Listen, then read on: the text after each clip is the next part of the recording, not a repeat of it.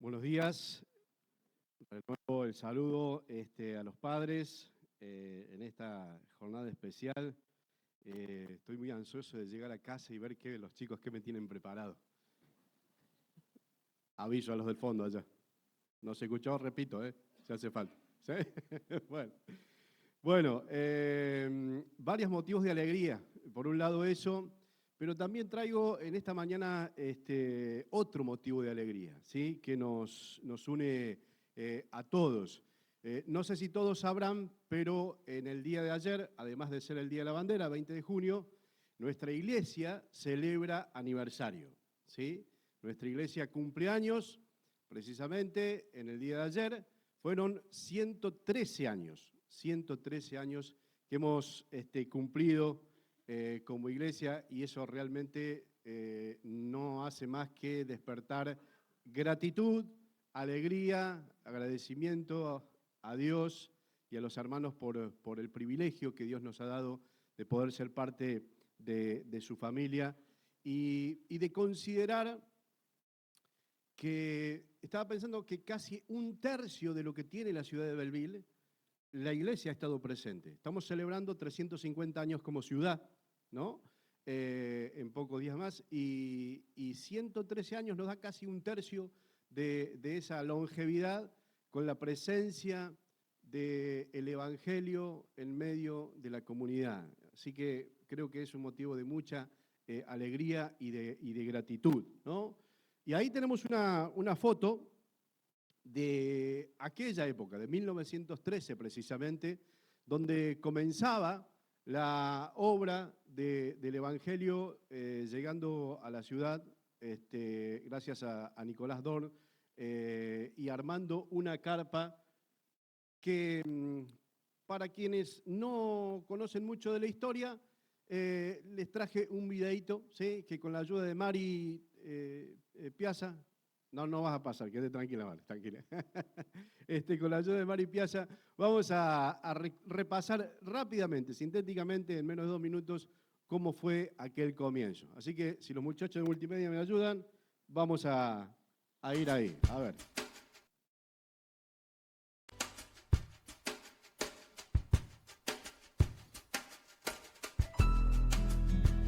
El 20 de junio de 1913, en Belleville, con una carpa de lona que fue instalada frente al Banco de la Nación Argentina, se inicia una campaña durante 3 meses con la presencia como predicadores de Landgren y Dorn.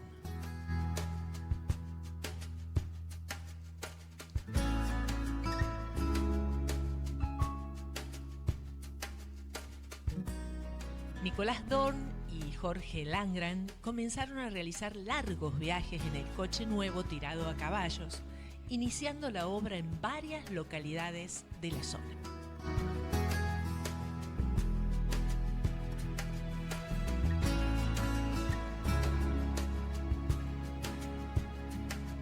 En el año 1931 se construye un nuevo salón. Se había adquirido un terreno en donde Nicolás y los hermanos construyeron el salón de madera forrado con chapas de zinc en la calle Rivadavia 23.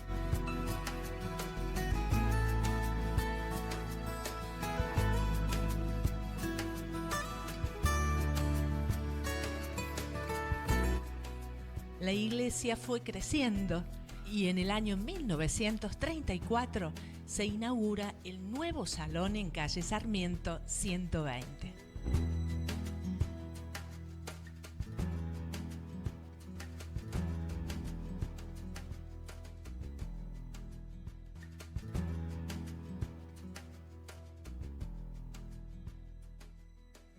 Y si usted quiere saber más de la historia, ahí está. Más de 100 años de pasión y fe.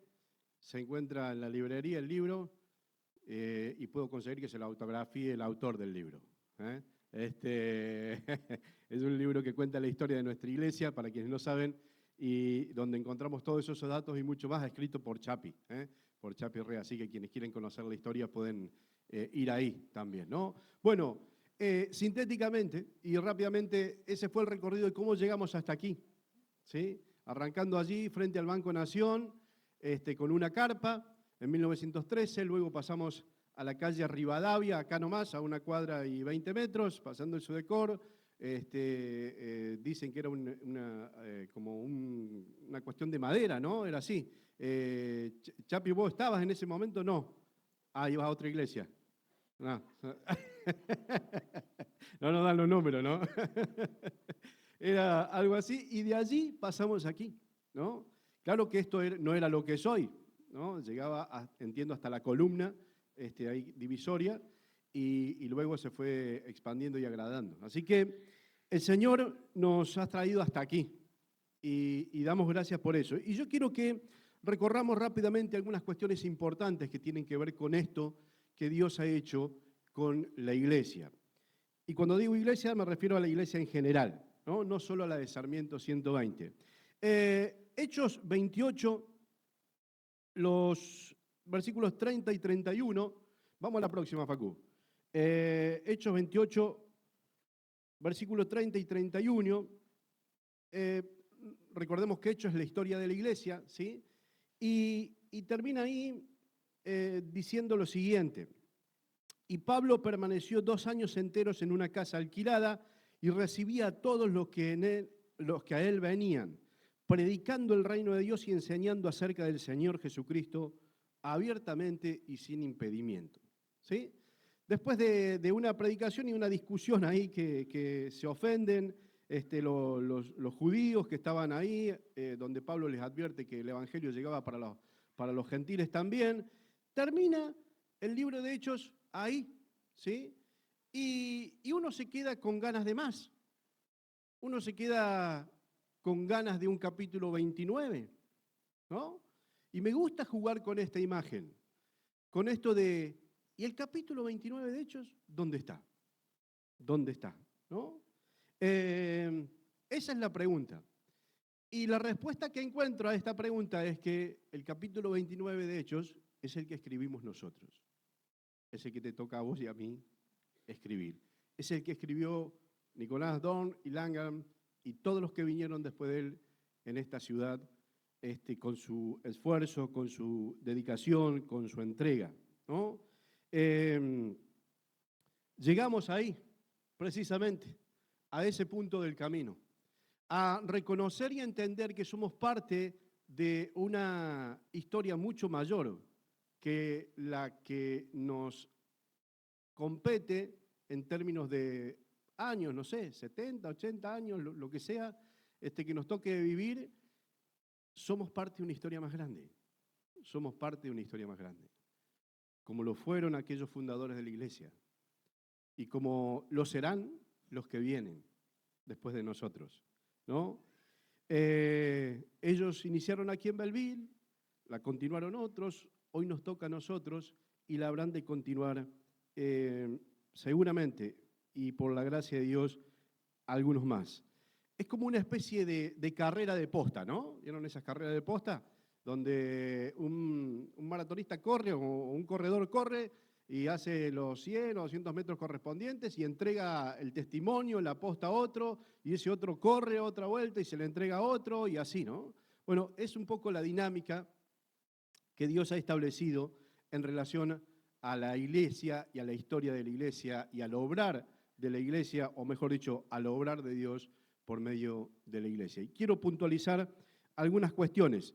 La primera de ellas tiene que ver con esto, de que la iglesia no es un invento humano, no es una creación humana. Dios, precisamente, es el autor de la historia, ¿sí? Dios es el que diseña y crea, sostiene, acompaña y lleva adelante la historia de la iglesia. Así que como primer punto, vamos a la próxima, Facu, Dios es el autor de la historia. Esto no se le ocurrió a ningún iluminado, es Dios mismo. Yendo al principio de Hechos, en el capítulo 1 y en el verso 8, encontramos esta afirmación. Y es Jesús diciéndole a sus discípulos: pero recibiréis poder cuando haya venido sobre vosotros el Espíritu Santo, y me seréis testigos en Jerusalén, en toda Judea, en Samaria y hasta en lo último de la tierra. Es Jesús. mostrando cómo habría de seguir la historia. Y vemos en el capítulo siguiente, Pentecostés, donde desciende el Espíritu Santo, donde los discípulos comienzan a gestar la riquísima historia de la iglesia. Pero necesitamos reconocer y entender esto, que es Dios quien inicia la obra. Es Dios quien la diseñó y es mismo Dios que la sostiene hoy, así como la sostuvo en el comienzo y como atravesó los tiempos, ¿no? Porque si ha habido instituciones que han sido perseguidas, atacadas y también queridas que desaparezcan de la faz de la tierra, ha sido la iglesia. Y sin embargo Dios la sostuvo. Fue Él precisamente, fue Dios quien llamó, ¿sí? Quien sostuvo, quien proveyó, quien abrió puertas en lugares donde parecía que nunca se iba a abrir una puerta. Fue Él, fue Él. Así como lo hizo con aquellos fundadores de esta iglesia en particular, aquí en Belleville, hace 113 años, lo sigue siendo y haciendo hoy Él. Él nos sigue llamando, Él nos sigue sosteniendo en medio de todas las circunstancias. Él es el que provee, Él es el que sigue abriendo puertas para que su evangelio llegue y transforme más vidas. Fue Dios quien ha sostenido tras las dificultades. En el libro, si ustedes lo tienen, seguramente ya muchos lo han leído, encontramos historias realmente milagrosas, verdaderamente milagrosas, de lo que tuvieron que pasar Nicolás Don y todos los demás que formaron parte de aquella primera años de la iglesia aquí, ¿no? Verdaderos milagros. Y fue Dios, ¿no? Evidentemente, la alegría que nos trae mirar para atrás y reconocer a tantas personas que fueron parte de esta historia, de construir esto, no tiene más que llevarnos a expresar nuestra gratitud y reconocer que la gloria es para Dios, es para Él, ¿no? Y siempre habrá de ser para Él la gloria, ¿no? Así que lo primero que tenemos que reconocer es esto, de que la idea de la iglesia, la vida de la iglesia es obra de Dios, ¿no? Ahora, decíamos que recibimos una posta, que es como una carrera de posta, y esto también tenemos que tenerlo muy presente.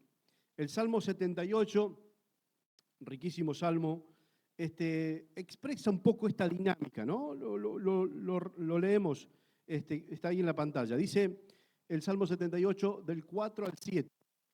No las encubriremos a sus hijos. Está hablando de las obras de Dios, ¿no? El salmista. No las encubriremos a sus hijos, contando a la generación venidera las alabanzas de Jehová y su potencia y las maravillas que Él hizo. Él estableció testimonio en Jacob y puso ley en Israel, la cual mandó a nuestros padres que la notificaran a sus hijos, para que lo sepa la generación venidera, y los hijos que nacerán, y los que se levantarán, lo cuenten a sus hijos, a fin, y este es el propósito, de que pongan en Dios confianza. Pero fíjense la dinámica que el Salmo te presenta aquí también, ¿no? Que tiene que ver con esta dinámica de la iglesia, de que generación tras generación vayamos dando y entregando esa posta. Y fíjense, hay una foto, dice que es el grupo de jóvenes. Rápido, alguno me puede ayudar ahí. Que es el grupo de jóvenes, creo que es Iris, la que está, sí, es Iris, claramente, la mamá de Chapi, es la mujer que está en el medio. Parece ser, yo no quiero especular, pero está exhortando a algunos jóvenes ahí, ¿no? Y eso que los jóvenes usaban corbata, fíjense. El trajecito, ¿eh?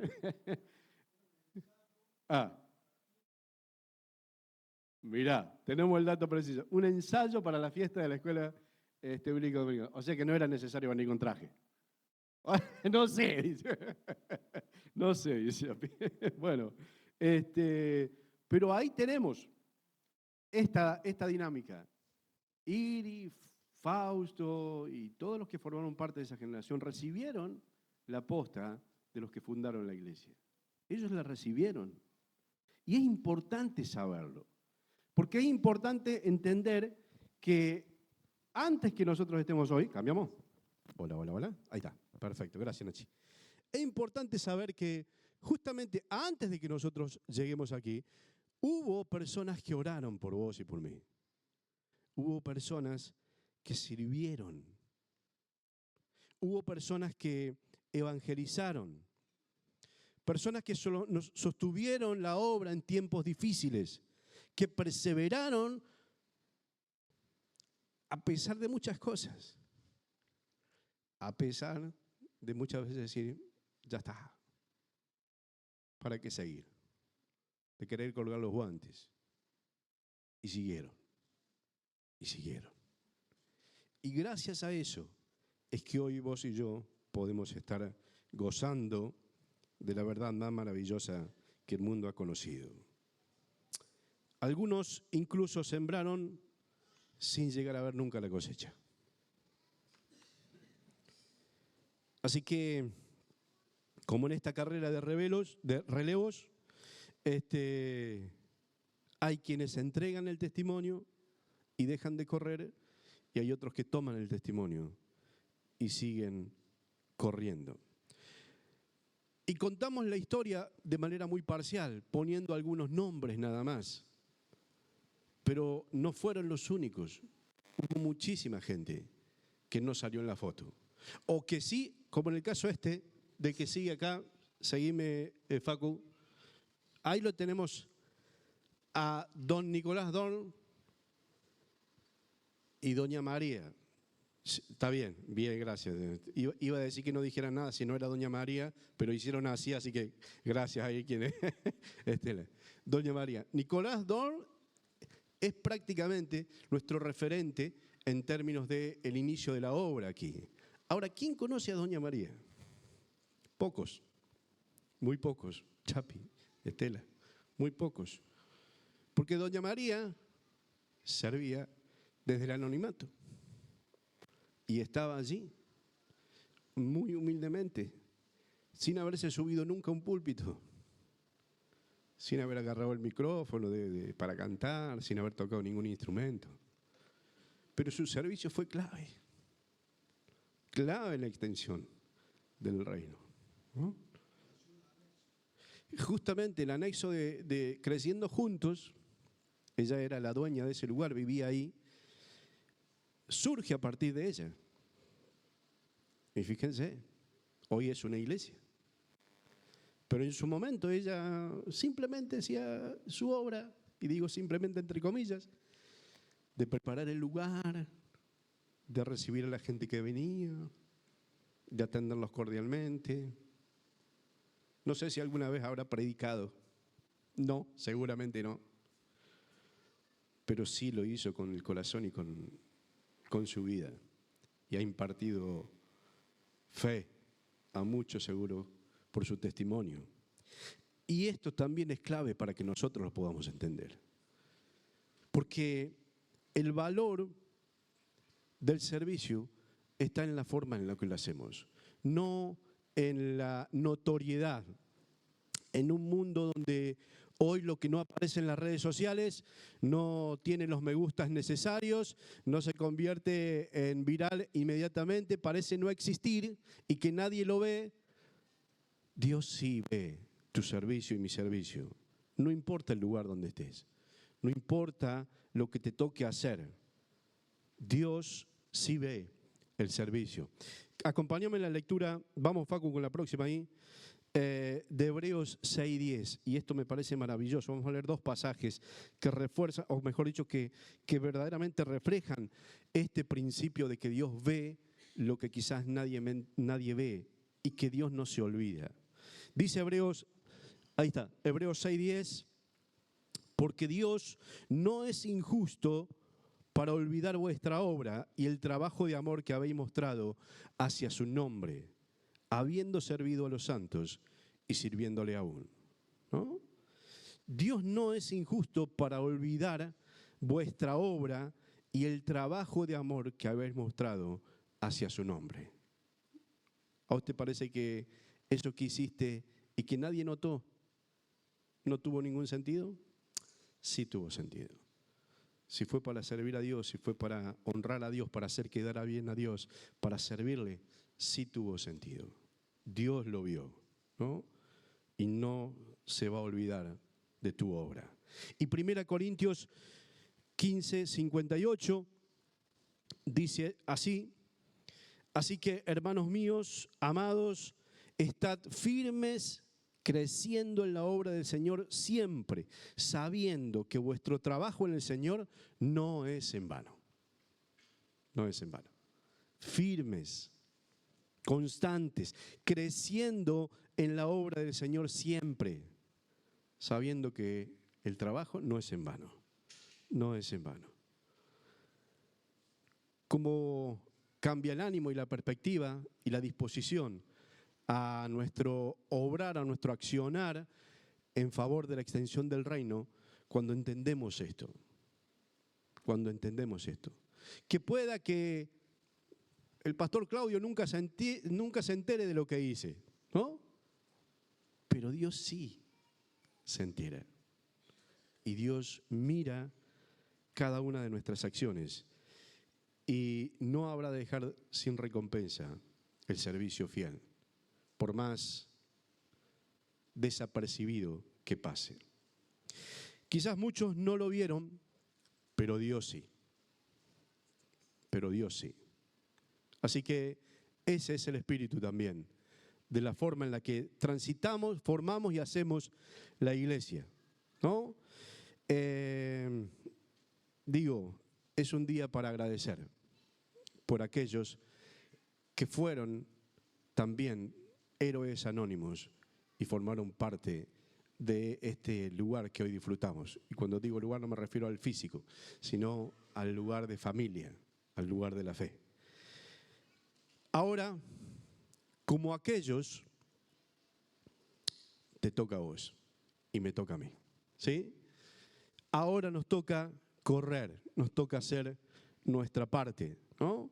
El libro de Esther tiene ahí en el capítulo 4, verso 14, la pregunta retórica casi que Mardoqueo le hace a la reina Esther y ante un escenario bastante complicado le dice: ¿y quién sabe si para esta hora has llegado al reino, Esther? Es la hora que Dios te ha puesto acá para que vos hagas lo que tengas que hacer. Y me resuena, porque creo que a cada uno de nosotros Dios nos puso en este tiempo, aquí y ahora, para lo que Él quiere que hagamos aquí y ahora. No allá adelante o no ya lo hicieron los otros. Acá y ahora te puso y me puso a mí y a vos para que hagamos la obra que Él quiere, ¿no? En el momento justo. A Dios no se le atrasó el reloj ni se le adelantó. En el momento justo, esto ocurre con nosotros. Fuimos puestos aquí con un propósito. No nacimos en el 13, no estuvimos en el primer capítulo, pero sí estamos hoy aquí. Y estamos para hacer la obra que Dios tiene preparado para nosotros. Para este tiempo, dame la próxima, Facu.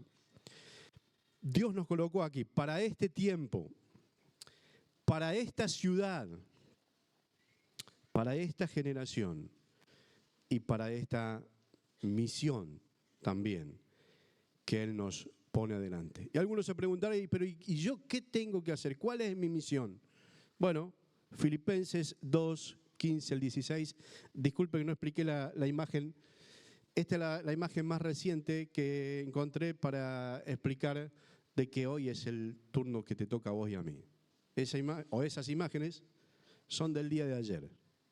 Ayer un grupo de jóvenes fue al desfile a compartir unos libritos hermosos que han llegado más, incluso se venden acá en la librería, del Mundial de Fútbol, con la palabra de Dios. Fueron a testificar, a compartir con la gente. Y es esto. Entender que esta es la hora en la que A vos y a mí nos puso el Señor para llevar adelante su obra, siendo sostenidos por Él. Esto es maravilloso. Podríamos charlar bastante de lo que ocurrió ayer, pero simplemente esto, sabiendo de que Dios nos sostiene. Por más vergüenza que nos dé, por más timidez, por más un montón de ideas que puedan atentar contra llevar adelante la obra que Dios nos ha encargado. Pero esto es. Y Filipenses 2, 15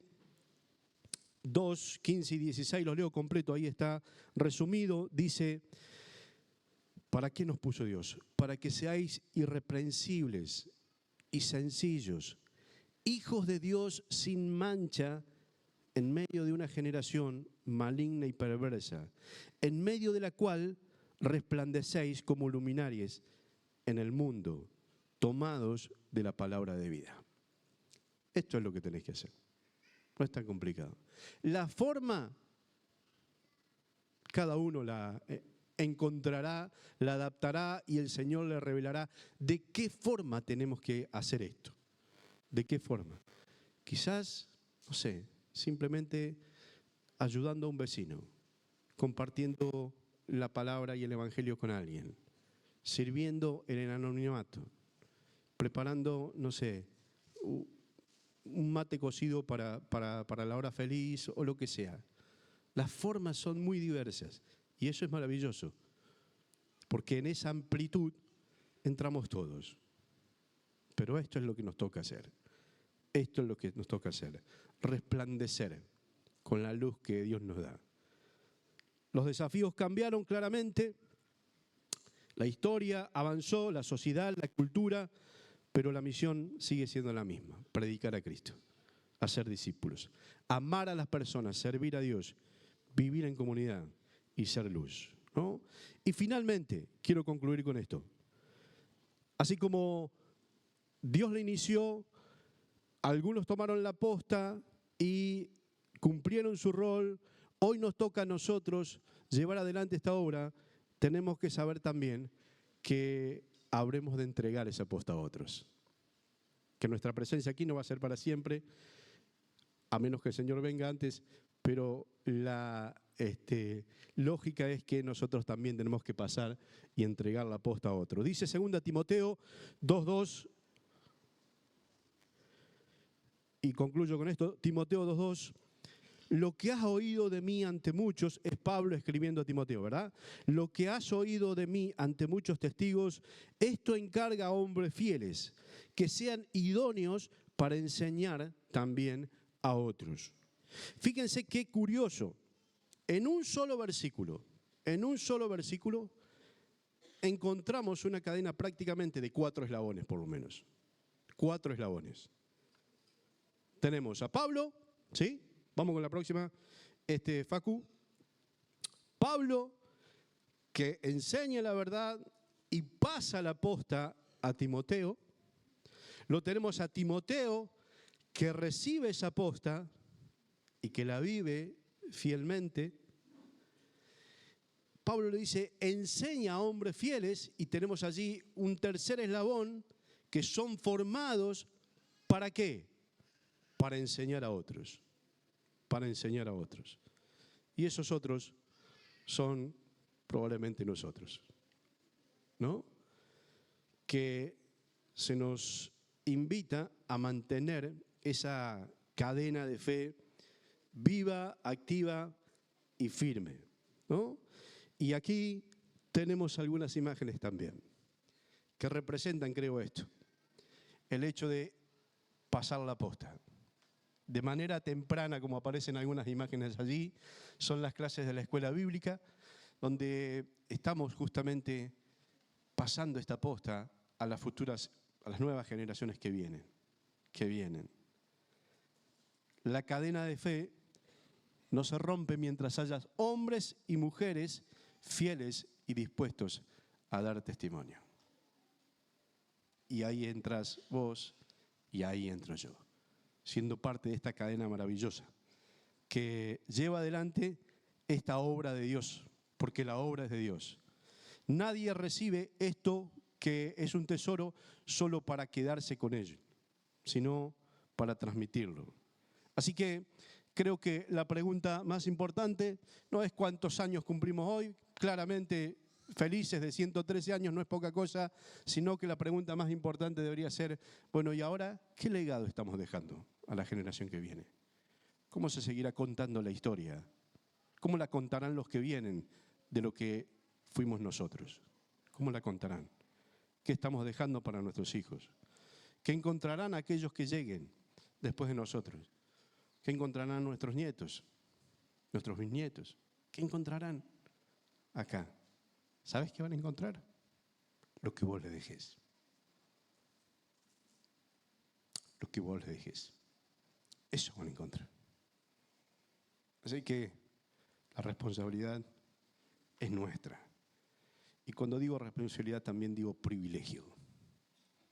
Porque es un verdadero privilegio estar al servicio del Rey de Reyes. Entregar nuestra vida. Quemar nuestros años en el servicio a Dios. Por más que muchas veces decir, pero ¿qué sentido tiene esto? ¿Para qué? Tiene sentido. Dios ve cada cosa de nuestra vida. Y Dios no es deudor de nadie. Así que si la estás dudando, si estás desanimado, si venís con el tanque con poca nafta, bueno, carga, porque hay que seguir. Hay que seguir. Hay que seguir, no hay otra.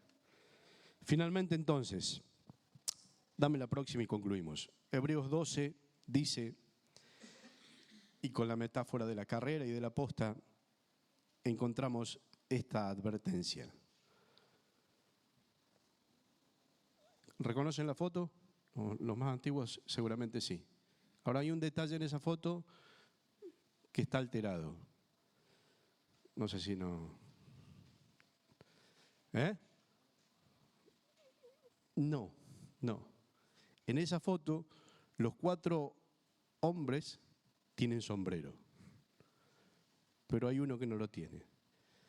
Y la razón es porque yo quise jugar un poco con esto. Y jugué con este recurso que todos estamos jugando ahora, que es la inteligencia artificial, para escuchar esto. Por tanto, ustedes también, teniendo en derredor de testigos, corran con paciencia la carrera que tienen por delante. A mí me emociona porque se representa al fundador de la iglesia. Poder generar una cosa así es un juego, pero me emociona. Poder escuchar quizás de manera artificial una verdad que la leemos con sus vidas. Esto es lo que nos dejaron. Esto es lo que nos dejaron. Por tanto, ustedes también, teniendo en derredor tan grande nube de testigos, despójense de todo el peso y el pecado que les asedia y corran con paciencia la carrera que tienen por delante. Puestos los ojos en Jesús, el autor y el consumador de la fe. Esto lo dice la carta de Hebreos, lo dice Dios y lo han dicho los que nos antecedieron. Recojamos esto y llevemos adelante la tarea que nos toca. En los próximos 113 años, no sé, yo por lo menos 100 más pienso tirar. Es mucho, ¿no?